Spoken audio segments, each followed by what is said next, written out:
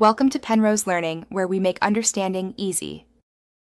You begin by identifying the lookup value and the two ranges, the lookup column and the return column. Make sure ranges match length and use absolute refs like $1, $2, $1, $100. Once done, decide whether to name ranges for clarity or use direct addresses. Now enter equals index, return range, match, lookup value, lookup range, 0. Say this aloud as you type to keep focus. The match finds the row. Index returns the value from that row. Once match is set to 0 for exact matches, you must plan for missing keys.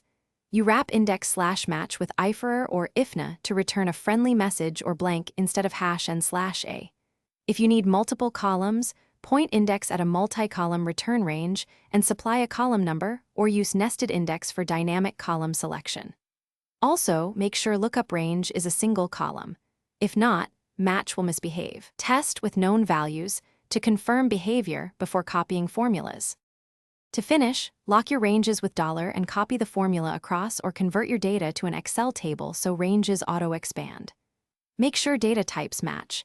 Trim spaces and convert numbers stored as text, because mismatched types cause silent failures. If results are wrong, run match alone to see the row number it returns, then inspect that row.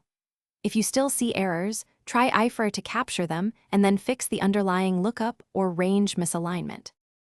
Thanks for watching. If this was helpful, leave a like and consider subscribing. See you next time.